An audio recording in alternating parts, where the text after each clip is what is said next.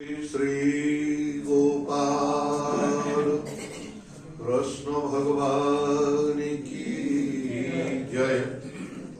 श्री गोपाल कृष्ण भगवान की जय। श्री वृंदावन धाम की जय। श्री वृंदावन धाम की जय। परम पूज्य श्री स्वामी जी महाराज की जय। परम पूज्य श्री स्वामी जी महाराज की जय। श्री कृपा विलास आश्रम की जय। श्री कृपा विलास आश्रम की जय। श्री संत भगवंत की जय। श्री संत भगवंत की जय। श्रीमद्भागवत महापुराण की जय। श्रीमद्भागवत महापुराण की जय। श्री व्यास नारायण भगवान की जय। श्री व्यास नारायण भगवान की जय। जय जय श्री राधे।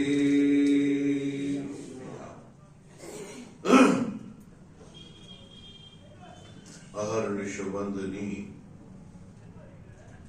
नित्य प्रति प्रातः स्मरणीय परम पूज्य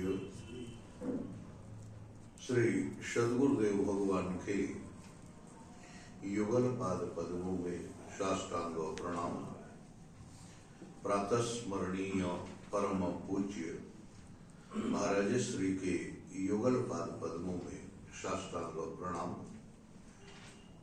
समुपस्थित विराजमान सिद्ध साधक संत, व्यक्त अव्यक्त रूप से विराजमान सभी संत भगवंत के युगल पाद पद्मों में साष्टांग प्रणाम। भगवद कथानुरागी सज्जनों एवं वात्सल्य रस की प्रतिमूर्ति भगवती मातृ शक्ति, अकारण करुणा वरुणालय परात्पर पर ब्रह्म परमेश्वर जगद नियंता जगदाधार जगदीश्वर भगवान की अहेतु की कृपा का फल है कि हम सब लोग दिव्याति दिव्य मधुराति मधुर परम रसमय दिव्य तेजोमय चिन्मय धाम श्री वृंदावन में प्रातः स्मरणीय परम पूज्य महाराज श्री की छो छान से भरा हुआ यह कृपा विलास प्रांगण उसमें प्रवेश कर उनके ही बाकी आराध्य गोपाल कृष्ण भगवान की वांग्मयी प्रतिमूर्ति श्रीमद्भागवत महापुराण का नित्य स्वाध्याय के माध्यम से नारायण सत्संग लाभ प्राप्त कर रहे हैं। दिव्याति दिव्य यह सत्संग का दिव्य अवसर, बिन सत्संग न हरि कथा तेहि बिन मोह न भाग। मोह गए श्री राम पद हों ही न दृढ़ अनुराग। पूज पाद कलि पावनावतार गोस्वामी श्री तुलसीदास जी महाराज जो भक्तमाल सुमेरु हैं, ऐसे महापुरुष वह एक दिव्य सूत्र हम सब लोगों के लिए प्रदान करते हैं। यह जो सूत्र है मानो किसी ने पूज्यपाद श्री गोस्वामी जी महाराज से पूछा, महाराज सत्संग किसको कहते हैं? चार लोग आपस में बैठकर दिव्य व्यवहार की चर्चा करें उसको सत्संग कहते हैं, या तू तेरा मैं मेरे की चर्चा करें, बैठ के जो चर्चा करते हैं उसको सत्संग कहते हैं? कहते नहीं। सत्संग उसको कहते हैं जिससे ऐसी चर्चा हो जिससे मोह चला जाए। हमारे जीवन में जो आसक्ति है, जो मोह है, उसके प्रति हमारा मन खत्म हो जाए, आसक्ति खत्म हो जाए, मोह चला जाए, ऐसी जो दिव्य चर्चा है उसको सत्संग कहते हैं। कहा तो महाराज मोह कैसे जाएगा? कहा उसके लिए कहा बिन सत्संग, बिगर सत्संग के मोह जाने वाला। लेकिन वो सत्संग कैसा? कहा सत्संग किसको कहते हैं? कहा हरि कथा, भगवान की कथा। बिन सत्संग न हरि कथा, तेहि बिन मोह न भाग। मोह गए श्री राम पद, होहि न दृढ़ अनुराग। भगवान के चरणों में अत्यंत प्रेम हो जाना।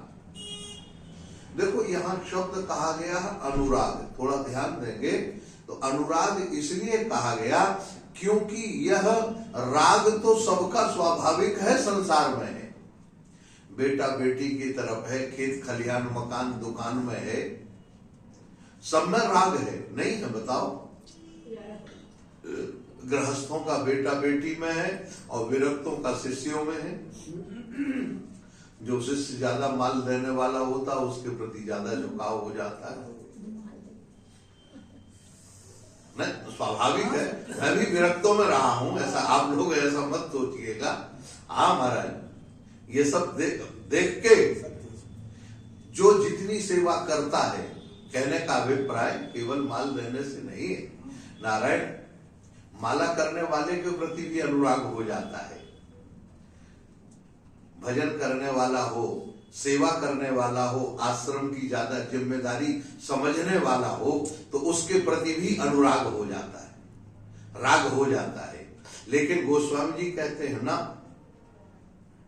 ये जो अनुराग है, ये संसार का राग, व्यक्ति में फंसाने वाला जो राग है वो खतरनाक है। वो जन्म मरण के चक्कर से छुड़ाने वाला नहीं होता, बल्कि पुनरपि जननम पुनरपि मरणम, वो फिर जन्म लेने के लिए बाध्य करने वाला होता है। इसलिए कैसे हो? कहा हरि कथा से प्रेम हो जाए, भगवान की कथा से प्रेम हो जाए। नारायण, और अगर कथा से प्रेम हो गया तो आप ये समझ लीजिए कि कथा से प्रेम नहीं है, वो तो भगवान के स्वरूप से ही प्रेम हो गया, भगवान की लीला से प्रेम हो जाएगा। इसलिए बिन सत्संग न हरि कथा, सत्संग कहते ही उसको है जहां भगवान की कथा हो। जहां भगवान की कथा नहीं उसको सत्संग क्या कहोगे? बताओ। अच्छा, तो भगवान की कथा, अब समस्या ये आई कि भगवान की कथा होती है क्या? कहा नहीं महाराज, भगवान की कथा नहीं होती, भगवान की तो लीला होती है या चरित्र होता है।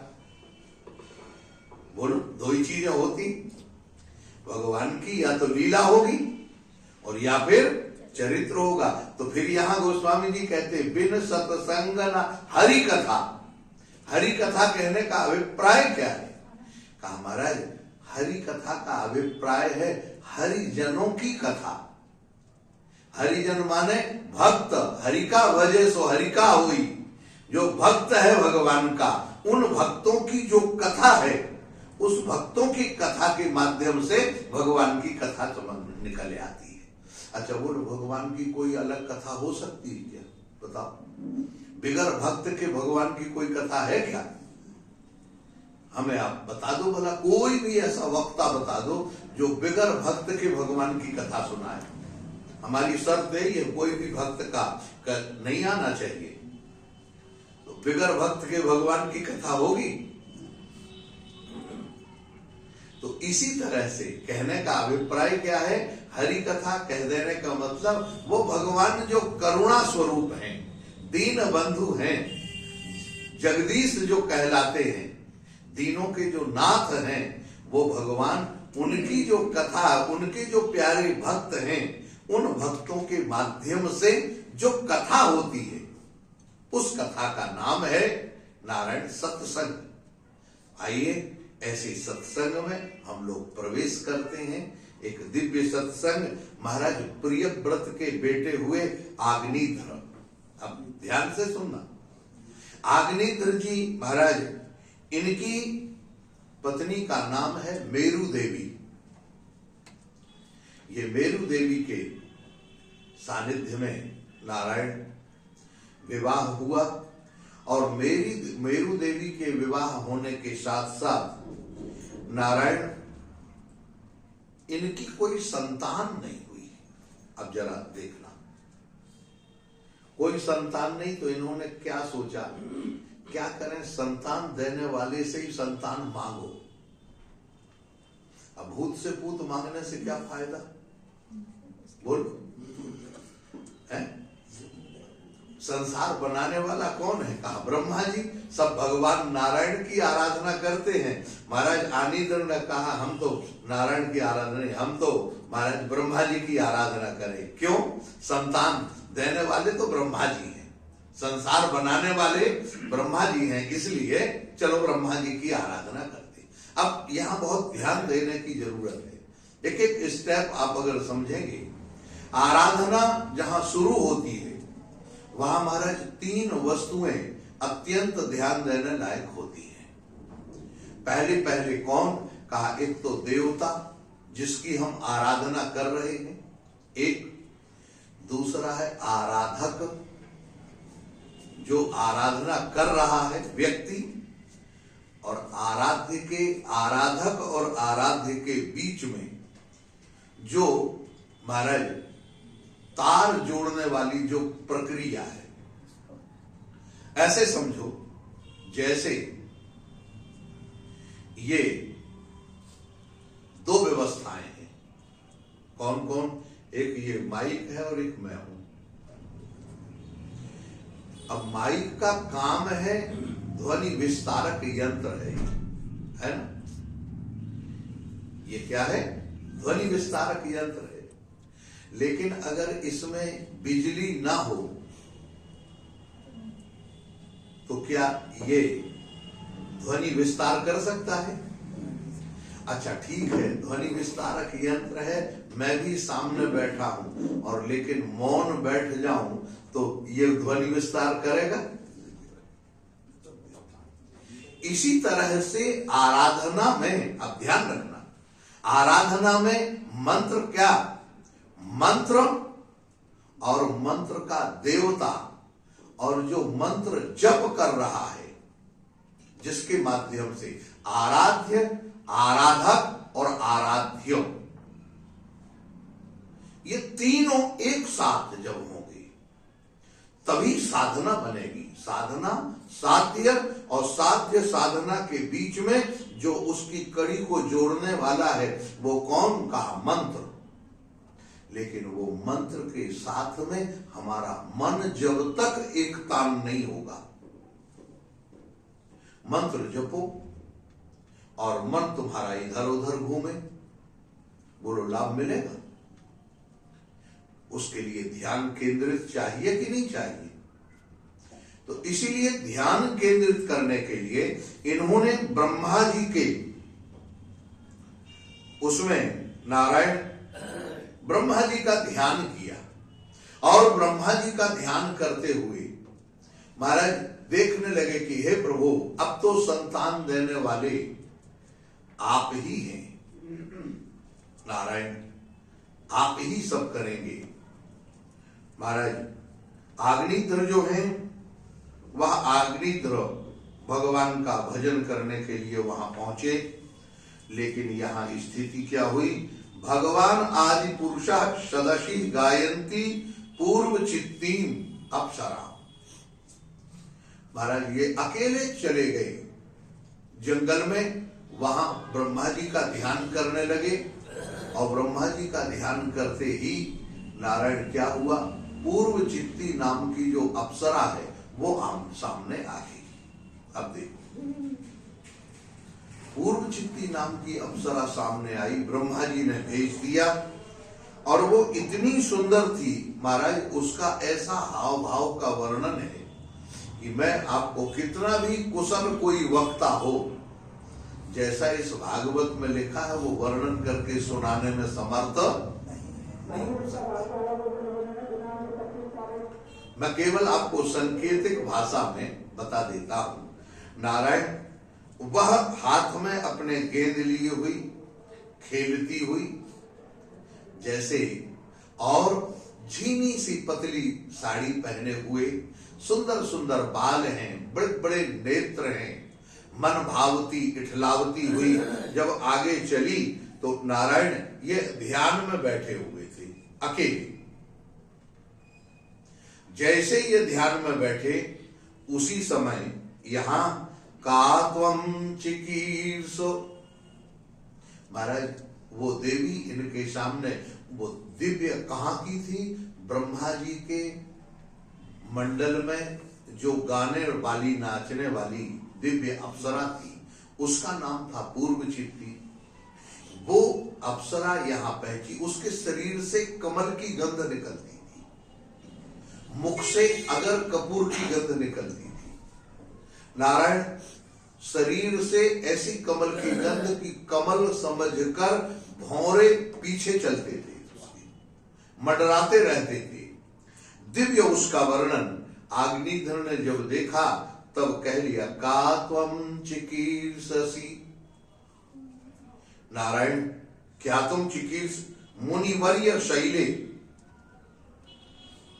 हे मुनि, हे मुनि की कुमारी, मुनियों में श्रेष्ठ तुम, मुझे लगता है मूर्तिमान कोई तपस्या हो।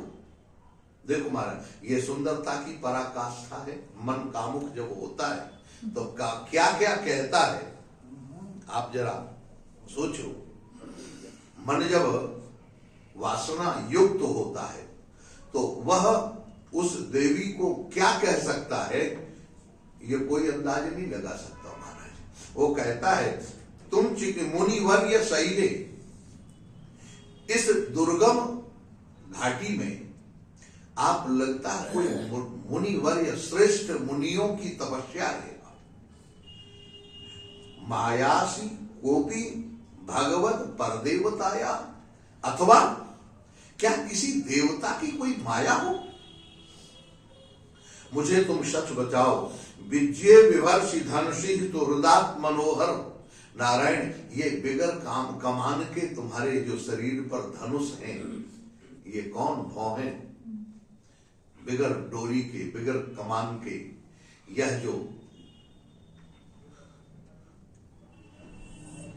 ये धनुष कैसे खींचे हुए हैं। अरे भाई तुम देखो तो सही, लगता है का वा सुहृदात मनो अर्थे, तुम्हारे जीवन का प्रयोजन क्या है देवी। यहां लगता है तुम मुझे अपने स्वरूप में मिलाने के लिए आई हो या मेरी तपस्या का फल हो। अब देखो तपस्या व्यक्ति करता है, लेकिन उस तपस्या के अलग अलग प्रयोग होते हैं, याद रखना। आप भजन कर, जैसे वृंदावन आए, मैं आपको एक बहुत मामूली सा उदाहरण आपको देता हूं। नारायण आप वृंदावन आए, सभी लोग आ रहे हैं, लेकिन वृंदावन आने का सबका उद्देश्य अलग अलग है। कोई अरे वृंदावन की होली बहुत बढ़िया है, इस समय हम रंग गुलाल खेलने आएंगे। नहीं नहीं, होली में हम ठाकुर जी का दर्शन करेंगे, यही समय हमको मिला है।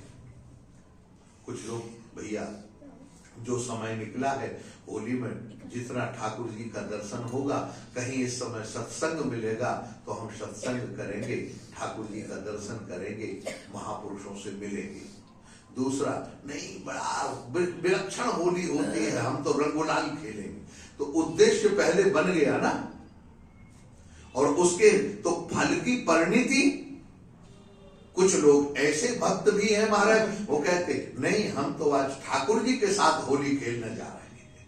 अब देखो है अवसर वही, लेकिन आपके हृदय का संकल्प बदलते ही भावना बदल गई कि नहीं बदली?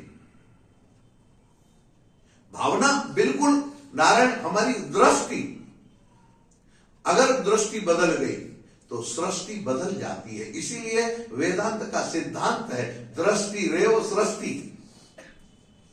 दृष्टि में यहां वो देखते हैं किंवा मृगान मृगये विपिने प्रमत्ता।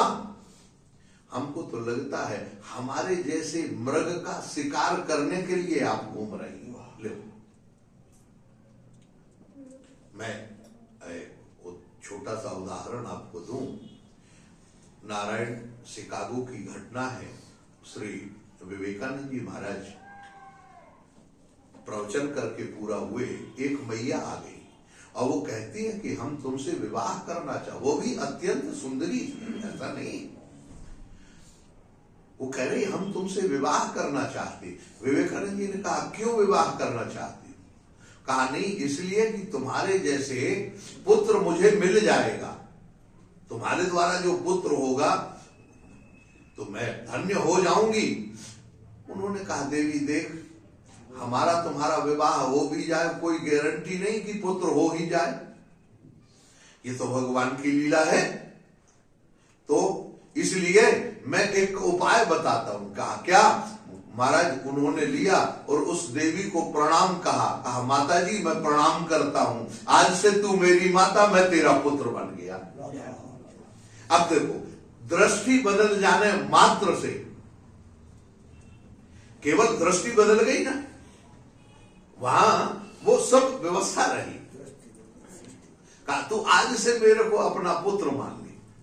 नारायण यहां ये किंवा मृगान मृगये, इसका इस प्रसंग का अभिप्राय है महाराज, यह हमारे जीवन में बताया जा रहा है कि व्यक्ति को थोड़ी सी सफलता मिलती है, लेकिन उस सफलता के साथ वह व्यक्ति च्युत कैसे होता है, गिरता कैसे है। यद्यपि इनके गिरने का प्रसंग नहीं है, ये ध्यान रखना, क्योंकि ये तो उसी के विवाह करने के लिए गए थे कि ब्रह्मा जी कोई उपाय बताओ, कम से कम ढंग से कोई अच्छी संतान वाली देवी हमको मिल जाएगी। नारायण प्रमत्तान वाणा विभौ भगवता सतपत्र पत्रौ शांताव खोंग रुचिरा वितमक मदंतौ कस्मै रंक्षति वने विचरंत विदमा खेमायनो जड़दियाम न विक्रमोस्तु। हे देवी वाणाम इमम, ये आपके नजर के जो बाण हैं ये किसको किसको घायल करने वाले हैं। देखो ऐसा कौन बोल सकता है महाराज, जिसके हृदय में कामनी के प्रति आकर्षण होगा वही ना बोलेगा, बोलो।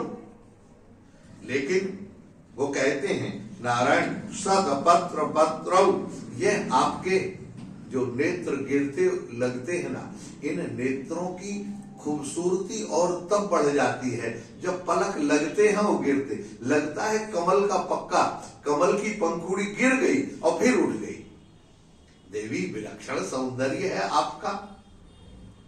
नारायण खेमा जड़ धियाम न विक्रमो, हमारे जैसे जड़ बुद्धियों के मन को मंथन क्यों कर रही। जड़ धियाम, आप देखें हम अब हमारा मन, धी माने बुद्धि, बुद्धि अब जड़, हमारी बुद्धि जड़ हो गई, अब मन नहीं लग रहा है। इसलिए सर्वे नारायण शिष्याः इमे भगवता परिता पठंती।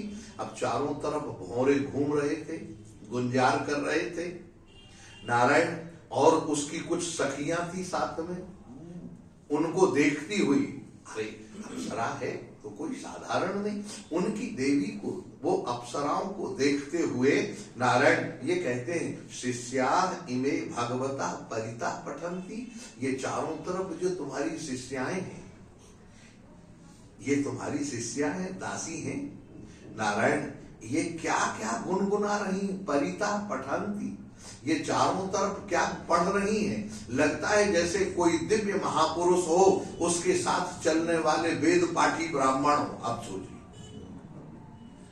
वेद पाठी ब्राह्मण महाराज, कहां तक व्यक्ति यह ये बताने का अभिप्राय क्या है? कामुक कामना के माध्यम से व्यक्ति कहां तक अपनी उपमा को नीचे गिरा सकता है? किसके प्रति? नारायण वाचम परम चरण चंद पंजर इंद्रिरात्माम। हे देवी, आपकी वाणी में इतना ओज है, इतना दिव्यता, ये कहां से आया? आपकी जो वाणी है, किम संभ्रतम रुचियोर दुर्जयोस्ते, आपका जो दिव्य सुनहरा वक्षस्थल है, आपके दिव्य आपकी हाव भाव है, आपकी चाल है, आपकी ये तिरछी चितवन है। हे देवी, लोकम प्रदर्शय, आप किन किन को घायल करेंगी? मैं तो घायल हो गया। आप, लगता है मेरी विधाता ने सुन ली, आप मेरे ऊपर कृपा करो, हम तुम दोनों एक साथ रह सकते हैं। आपकी ये देवियां भी आपके साथ रह सकती हैं। आप इसमें कोई संकोच करने की जरूरत नहीं है। नारायण जब ऐसा कहा तब वह देवी मुस्कुराकर स्वीकृति दे देती है। जिनको और गहराई से पढ़ना है मैं बता देता हूं, भागवत के पंचम स्कंद का दूसरा अध्याय है। इससे ज्यादा वर्णन करने की मेरी ताकत नहीं है। बहुत विलक्षण वर्णन है महाराज। यहां तक कह दिया। अब आपको एक और संकेत बता दे, यहां तक कह दिया, आप तो ऐसे विचरण कर रहे हैं, मुक्तम न ते स्मरसी वक्र जटावरूथम कष्टो नीलो हरशिलम पट एष नीवी। नारायण जैसे कोई दिगंबर महापुरुष उन्मत्त होके भगवान के भजन में घूमता है, संसार में विचरण करता है, देवी इसी तरह से आपके उन्मत्त हाव भाव हमको दिखाई दे रहे हैं। अब और क्या कहोगे महाराज? कहां की उपमा कहां लेके कैसे देख रहे हैं? नारायण इसलिए न त्वाम त्यजामि दयितम द्विज देव दत्तम। देवी तुम्हारे जैसे को देखने के बाद देवता, द्विज माने पढ़ा लिखा ब्राह्मण, महापुरुष, संत, कोई भी तुम्हें छोड़ने में समर्थ नहीं हो सकता है। अब कृपा करो, इससे ज्यादा मेरी हिम्मत नहीं है। मैं आपका दास हूं। यस्मिन दृगोपि न वियात्, आप कृपा करके हमारे साथ रमण रहें। हम लोग गृहस्थी बसाकर रहेंगे, आपकी देवियां भी साथ में रहेंगी, मेरे पास कोई कमी। महाराज अग्निध्र की ऐसी मीठी मीठी बातें सुनकर ब्रह्मा जी ने खुश होकर तो भेजा ही था मेरी देवी को। नारायण लेकिन जैसे आए, मेरु देवी महाराज से अत्यंत प्रसन्न होकर यहाँ पर अग्निध्र जी के बड़े, नारायण अग्निध्र जी उसके साथ रहने लगे और इनके 9 पुत्र हुए।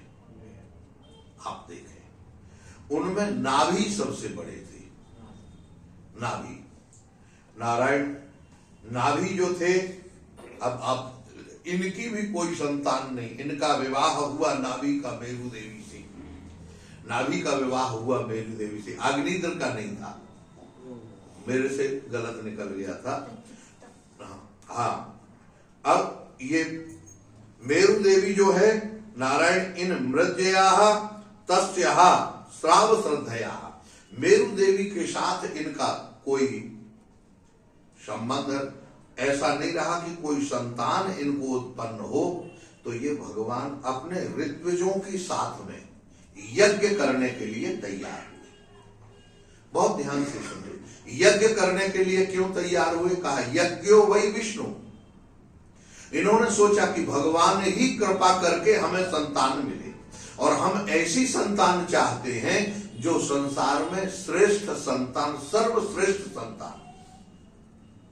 संतान तो बहुत होती है, लेकिन वो संतान हमें नहीं चाहिए जो लोगों को, जो जगत को रहने वाली, जगत की माया में घूमने वाली है। हमें एक ऐसी संतान चाहिए जो त्रिवर्गीय हो।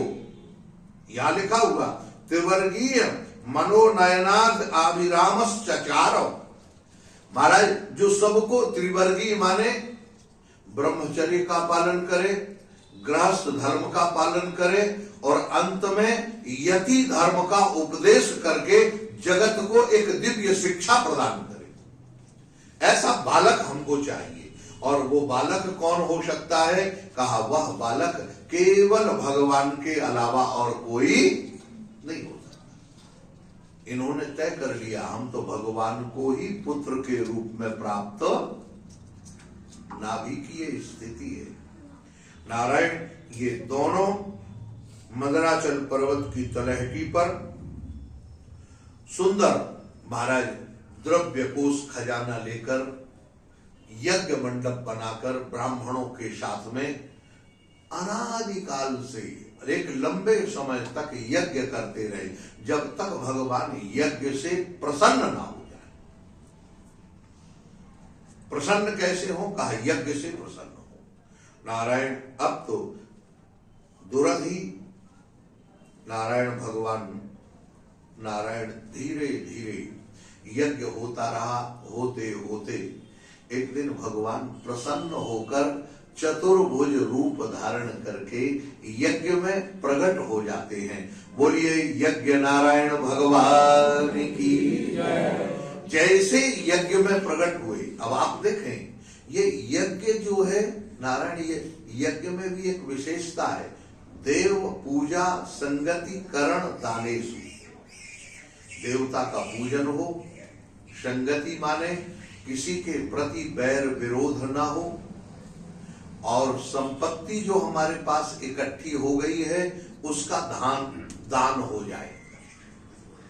उस यज्ञ के कई स्वरूप हैं, जैसे भंडारा करना, ये भी यज्ञ का एक स्वरूप है। दूसरा नारायण आप कोई अनुष्ठान करना, अनुष्ठान के विविध रूप हैं। शिव शक्ति का अनुष्ठान करें, कोई नाम संकीर्तन का अनुष्ठान करे। जैसे अभी पूज्य स्वामी जी कह रहे थे महाराज हमारे यहाँ 26 तारीख को राम अर्चा है, आप आइए। बना सौभाग्य की बात है महाराज, ये भी एक दिव्य अनुष्ठान है। राम मंगल दास जी महाराज को राम अर्चा से ही ठाकुर जी का दर्शन प्राप्त हुआ था। राम अर्चा बड़े प्रेमी थे महाराज राम मंगल दास जी, अयोध्या वाले महाराज।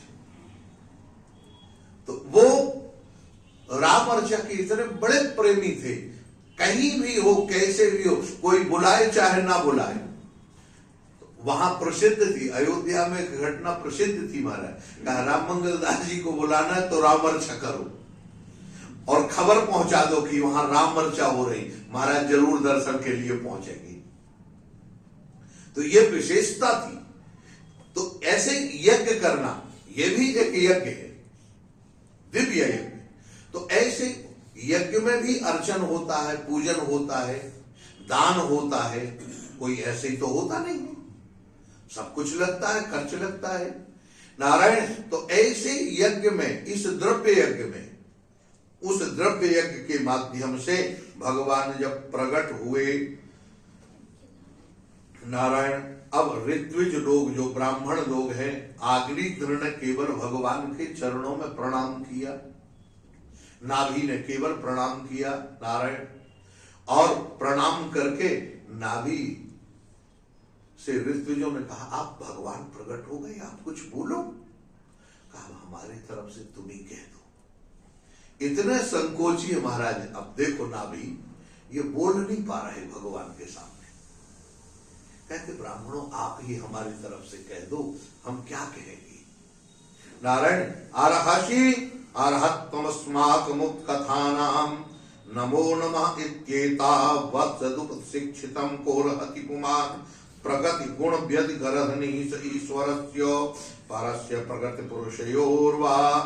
नारायण ऋत्विज लोग ने कहा हे प्रभु आप प्रकृति और पुरुष दोनों हैं, एक रूप से प्रकृति के रूप में है और एक रूप से पुरुष के रूप में है। अब देखो, ये शास्त्रीय भाषा हो गई और संसार की व्यवहारिक भाषा क्या है? हे प्रभु, आप जगत और जगदीश दोनों हैं। एक रूप से जगत के रूप में परिणित हैं, दूसरी तरफ से जगदीश के रूप में है। सरल भाषा।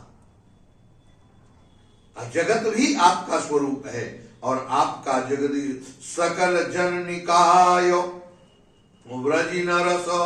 हे प्रभु, समस्त योनियों में आपका प्रवेश है। आप किसी भी योनि में नारायण, हर जितनी भी जीव हैं, कण कण में पृथ्वी के आपका निवास है। इज्योरुभरया समुचित। हे प्रभु, आप समुचित सबका पालन पोषण करते हुए भी इस असंग पृथ्वी से असंग रहते हैं। देखो कितनी बढ़िया बात है महाराज।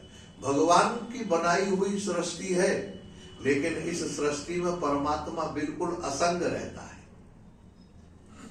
सृष्टि से कैसे महाराज? जैसे उदाहरण है यहां पर, वो जैसे बच्चे घरगूला बनाते हैं कि नहीं, रेत में मकान, पैर रखेंगे, मकान बनाएंगे, दीवार बनाएंगे बड़े, और जब माता पिता बुलाएंगे या कुछ हुआ तो तुरंत उसी को एक लात मारेंगे, बिगाड़ देंगे और चले जाएंगे।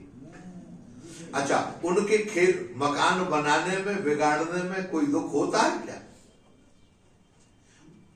इसी तरह से हे प्रभु, ये आपका जो संसार है ये एक घरौंदा है। इस घरौंदे को आपने बनाया है। आप जब चाहें तब इसको जितनी देर चाहे बना सकते हैं और जितनी देर चाहे फिर बिगाड़ के चले जाते हैं। इसलिए ये सब आपका स्वरूप है महाराज।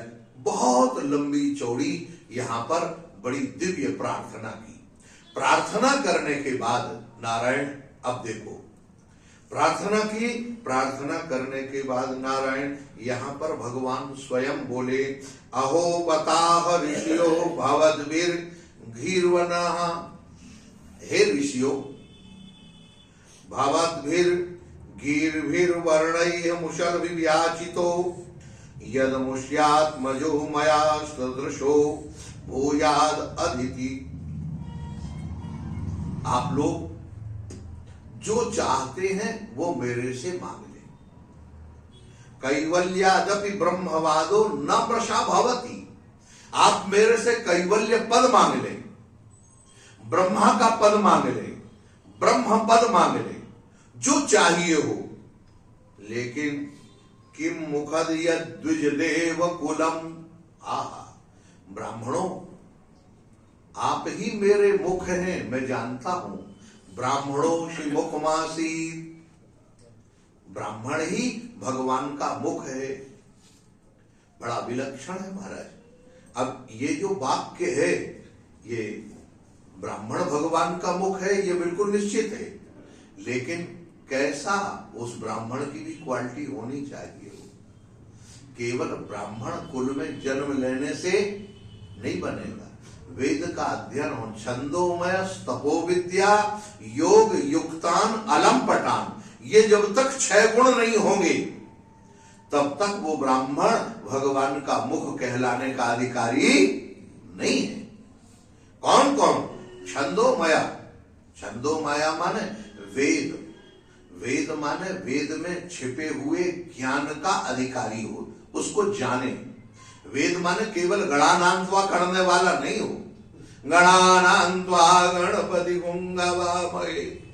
अच्छा ये बताओ, गणानांत्वा गुंगवामहे इसका मतलब क्या हुआ? धड़ाधड़ बोल तो लिया।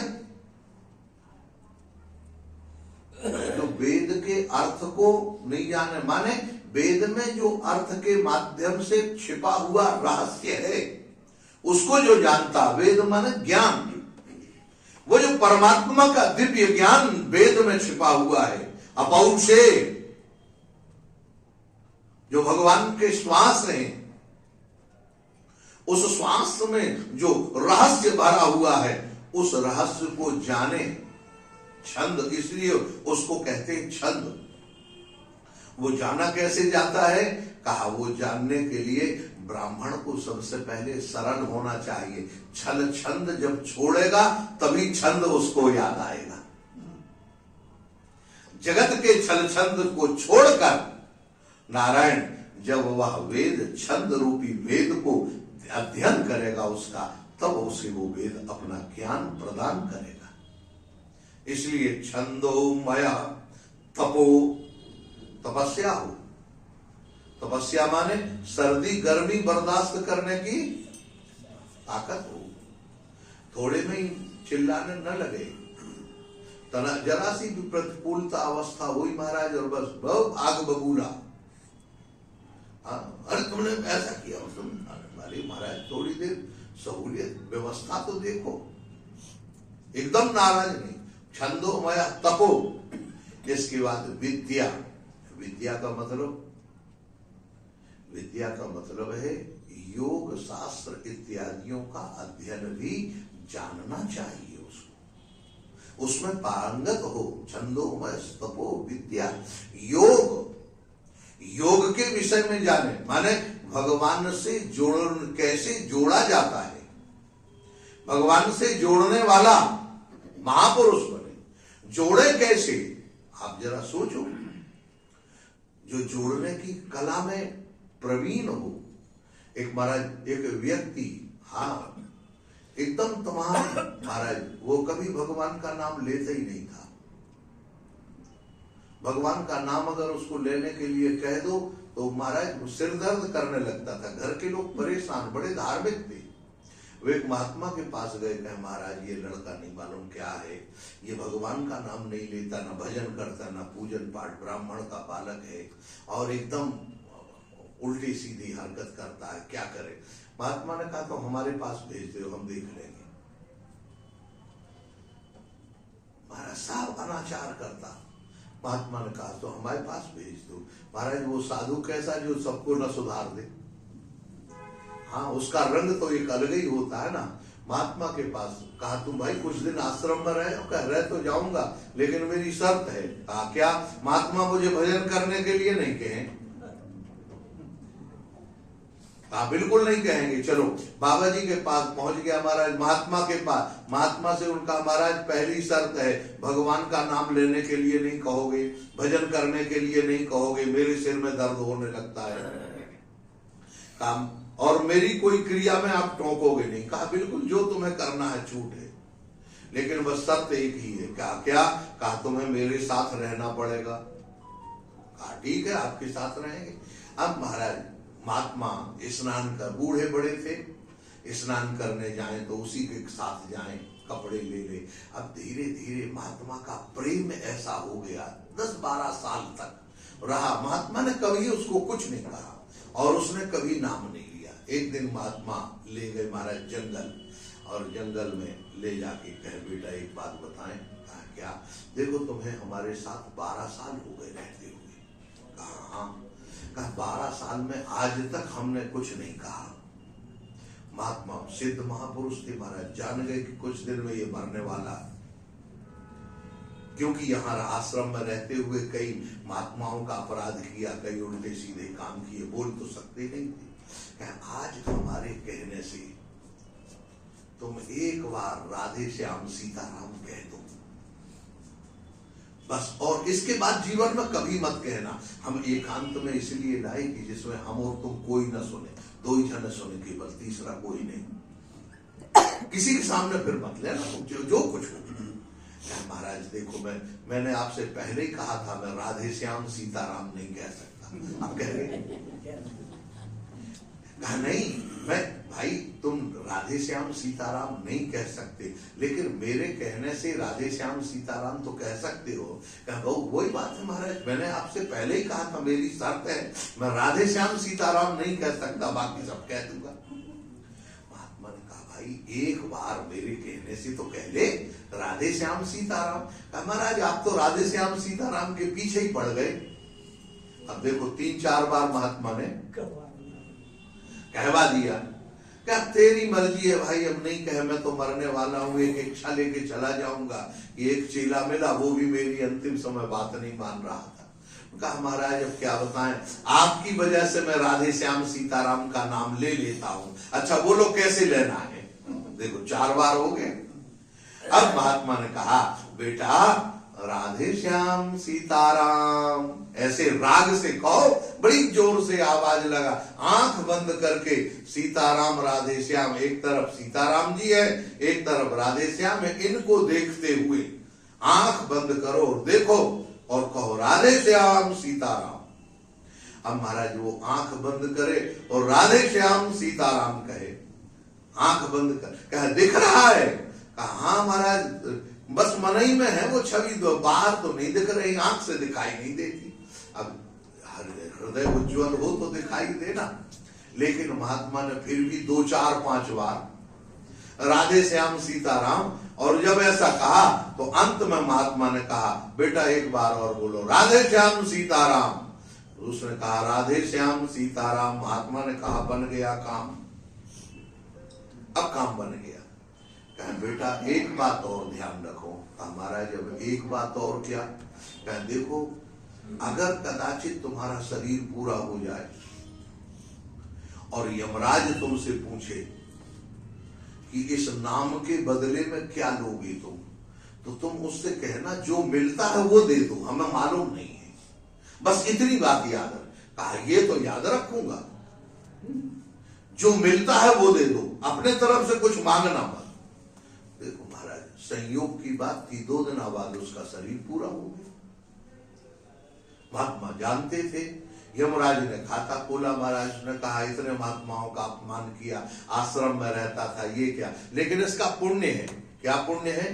कहा महाराज इसने 2 बार भगवान का जो 3 बार नाम लिया महात्मा के कहने से, व्याज में ऐसे इसने 10-12 बार नाम लिया है। उस नाम का पुण्य इसका बहुत है, उसके नाम के बल पर इसके जितने पाप थे वो तो जल गए, अब पुण्य बचे हैं, और अभी 2 दिन में और पाप किए थे वो बचे हैं। तो बताओ नाम के पाप से अब नाम के बदले में तुम्हें क्या दिया जाए? उसको महात्मा की बात याद आ गई। उसने कहा भैया नाम के बदले में क्या दोगे? जो मिलता है सो दे दो। धर्मराज चक्कर में पड़ गए महाराज। आदमी बोलता तो बता देता कि ले ये चाहते हो ये ले लो, लेकिन नाम के बल पर अब धर्मराज जी चक्कर में पड़े। उन्होंने कहा भाई कैसे पूछे? नारद जी को बुलाया गया, नारद जी से पूछा। नारद जी नाम का, तुम तो श्री कृष्ण गोविंद हरे मुरारी कहते ही रहते हो। कहा महाराज कहते नाम मीठा लगता है, लेकिन एक नाम का क्या फल है ये हम नहीं बता सकते। कहा किससे पूछे? नारद जी को लिया और उसी व्यक्ति को लिया महाराज, पहुंच गए ब्रह्मा जी के पास। कहा ब्रह्मा जी तुम्हारे 4 मुख हैं। नारद जी धर्मराज वो आदमी ब्रह्मा जी के पास पहुंचे। कहा सुनाओ। कहा तुम्हारे 4 मुख हैं और उससे तुम नाम लेते रहते हो, लेकिन इस नाम का फल क्या है ये बताओ, एक नाम का फल क्या है? कहा देखो हम नाम तो ले सकते हैं, लेकिन एक नाम का फल क्या है ये हमको नहीं मालूम। कहा अरे, कहा क्यों? कहा ये एक ऐसा विलक्षण जीव आया है, ये कहता है हमने तो 10-12 बार जो नाम लिया है, पहले एक नाम का फल निश्चय हो जाए तो 10-12 नाम का फल निश्चित हो जाए, पहले एक का तो होए। कहा हमको नहीं मालूम। कहा शंकर जी के पास चलो, 100 गुणी राम नाम दिन राती, सादर जपम अनंग अराती। शंकर जी के पास पहुंचे महाराज। अब ब्रह्मा जी धर्मराज नारद ये तीनों लोग शंकर जी के पास पहुंचे। शंकर जी से कहा, तो शंकर जी ने कहा हम राम नाम जपते तो रहते हैं, लेकिन उसका क्या फल है ये हमको नहीं मालूम। कहा फिर क्या करें? वो जीव परेशान हो गए। उसने कहा तुम मुझे जब से पैदल घुमा रहे हो, हैं बेवकूफ बनाए हो, मेरे लिए पालकी का इंतजाम करो तब मैं चलूंगा, नहीं जाता। कहा महाराज जिनका ये नाम है उन्हीं के पास चलो। महाराज उसको पालकी बिछाई, पालकी में देवता लगे और महाराज वो बैठा ऊपर और भगवान के पास पहुंचे। कहा रे देवता इस जीव को पालकी में लेके, कह महाराज आफत कर दी इस जीव ने। कहा कौन सी, क्या बात? कहा एक बात बताओ, एक नाम का फल क्या है ये बताओ। कहा बस अभी भी नहीं समझे देवता लोग। कहा भगवान के एक नाम का फल है कि ब्रह्मा, शंकर, धर्मराज और नारद जी स्वयं पालकी में बैठाल के उस जीव को मेरे धाम तक ले आते हैं। यही इसका फल है, इसको छोड़ दो। यही नारायण, ये है भगवान के नाम का फल। ऐसा भगवान का यह दिव्य नाम है। ये भगवान का दिव्य नाम तो कहते हैं महाराज, यहां भगवान कहते कैवल्यपि, भगवान कहते हैं मैं कैवल्य पद दे सकता हूं, लेकिन मेरे नाम लेने वालों के लिए मैं अपने आप को दे सकता हूं। महाराज ऋत्विजों को मौका मिल गया। अब मौके की तलाश में सभी लोग, ऋत्विजों ने कहा प्रभु बस हमारे जो राजा आग्नेत्र हैं नारायण, नाभि, इन नाभि की एक ही इच्छा है। क्या? चाहे तुम ही समान सुत प्रभुसन कवन दुराव। हे प्रभु, हम आपके समान पुत्र चाहते हैं, आप कृपा करो। कहा हमारे समान? कहा बड़ा चक्कर में तुमने डाल दिया हमारा। भगवान सबको चक्कर में डालते हैं, याद रखना, लेकिन भगवान को भगवान के भक्त चक्कर में डाल देते हैं महाराज। हाँ, यही भक्ति की महिमा है। सारा जगत को, सारे जगत को भगवान नचाते हैं, याद रखना, लेकिन भक्ति भगवान को नचा देती है। बोलो, वो परमात्मा जो सारे जगत को नचाने वाला है, ब्रज गोपियां उसको नचाती हैं कि नहीं नचाती? और वो भी किस में? छाछ में महाराज। बोलो, छाछ की छनासी छाछ में। लाला एक छाछ मिलेगी तो एक चुल्लू, ज्यादा नहीं, थोड़ा सा माखन का गोला मिलेगा, लौंदा इतना, लेकिन इसमें पहले तुझे ठुमका लगाना पड़ेगा। परमात्मा जगत नियंता महाराज जो जगदीश कहलाता है, आप जरा सोचिए, त्रिभुवन का मालिक जो है वो, हाँ महाराज, उन गोपियों की वाणी पर, उन गोपियों के लिए, उन भक्तों के लिए कमर पर हाथ रखता, सिर पर हाथ रखता है और ठुमक ठुमक के नाचता है। छछियावर छाछ पे नाच नचावे। ये भक्ति इतनी उत्तम वस्तु है, याद रखना, भक्ति इतनी उत्तम वस्तु है। ये गोपियों नहीं नचाती, गोपियों के हृदय में परमात्मा के प्रति जो समर्पण अनुरागात्मिका भक्ति है, वह भक्ति भगवान को नचाती है। जगत को भगवान नचाते हैं, लेकिन भगवान का भक्त भगवान को नचाता है, प्रेमी भगवान को नचाता है। जैसे कहता है प्रेमी महाराज, भगवान वैसे बन जाते हैं। आप लोगों को भक्तमाल भरी पड़ी हुई है महाराज। भगवान किसके घर में पानी नहीं भरे, आप बताइए। सेना नाई के यहाँ, सेना नाई की टोकरी लेके महाराज हजामत बनाने चले गए राजा की, और इससे ज्यादा क्या होगा। सखुबाई का रूप धर के सखुबाई के सास के पैर दबा रहे महाराज, झूठे बर्तन मांज रहे, इससे ज्यादा और भगवान की करुणा क्या होगी। लेकिन ये किसके लिए? कहा ये भक्ति के लिए। जिसके हृदय में भक्ति होती है, भक्ति का मतलब है समर्पण, और वो भी समर्पण कैसा? प्रेम पूर्वक सहज समर्पण, याद रखना, प्रेम पूर्वक सहज जिसका समर्पण होता है। नारायण भगवान ने कहा, देवताओं, अरे ऋत्विजो, ब्राह्मणों, तुमने जो कहा तुम्हारी बात पूरी होगी। अब मैं अपने समान कहां खोजने जाऊंगा, मैं ही उनके रूप में समय आने पर महाराज नाभि के यहां भगवान ऋषभ देव जी के रूप में उनका अवतार होता है, भगवान प्रकट होते हैं, मंगल बधाइयां गाई जाती हैं, गान उत्पन्न होते हैं, देवता गंधर्व आकाश में नगाड़े बजते हैं, पुष्पों की वर्षा होती है, देवता सिद्ध साधक सबके मन प्रसन्न हो जाते हैं। नारायण यहाँ पर सब लोग देखते हैं, आहा, पृथ्वी पर चारों तरफ आनंद ही आनंद होने लगता है, लेकिन मन ही मन, हाँ महाराज, इंद्र को लगा कि ये सारा ऐश्वर्य एक जगह राजा नाभि के यहाँ सिमट रहा, इसका कोई कारण होना जो पता लगा है कि कोई दिव्य शक्ति उनके यहां उत्पन्न हुई। महाराज जैसे ही ये कहा कि दिव्य शक्ति उत्पन्न हुई है, नारायण इंद्र ने वर्षा बंद कर दी। अब जरा ध्यान देना, ईर्षा जो है ना, ये अप्रगट क्रोध का नाम ईर्षा है।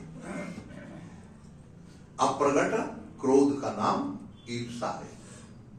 अचानक महाराज कुछ नहीं, हम जल रहे हैं अपने आप, हमें कोई लेना देना नहीं है, मतलब नहीं है, लेकिन फिर हाँ महाराज अरे वैसे ओ वैसे क्या है?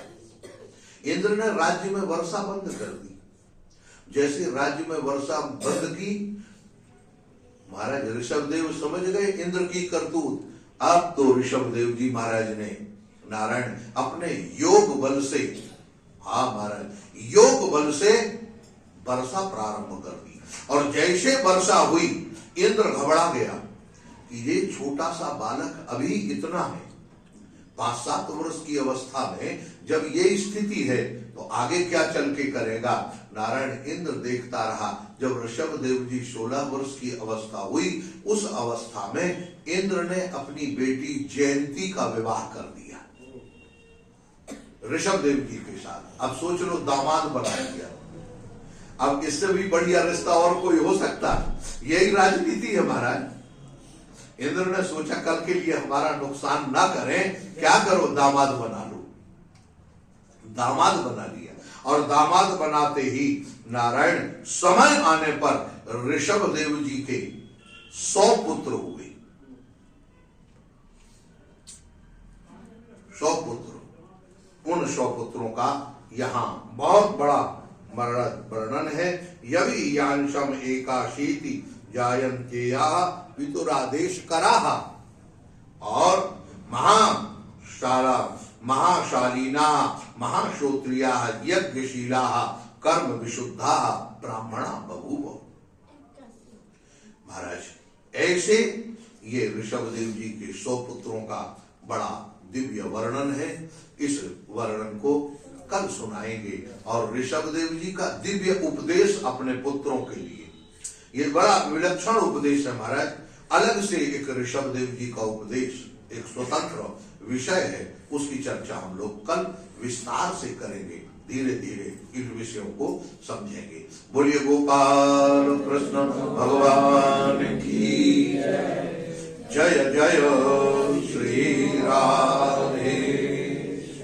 हरे कृष्ण कृष्ण कृष्ण हरे हरे, हरे राम राम राम हरे हरे, हरे कृष्ण कृष्ण कृष्ण हरे हरे, हरे राम राम राम हरे हरे, हरे कृष्ण कृष्ण कृष्ण हरे हरे, हरे राम राम राम हरे हरे। बोलिए श्री गोपाल कृष्ण भगवान की जय, श्री वृंदावन धाम की जय। परम पूज्य श्री स्वामी जी महाराज की जय। श्रीमद्भागवत महापुराण की, श्री व्यास नारायण भगवान की, श्री कृपा विलास आश्रम की जय जय श्री राधे। नारायण सभी लोग जो जहाँ हैं वहीं से परम पूज्य महाराज श्री को प्रणाम करें और प्रसाद लेकर अपने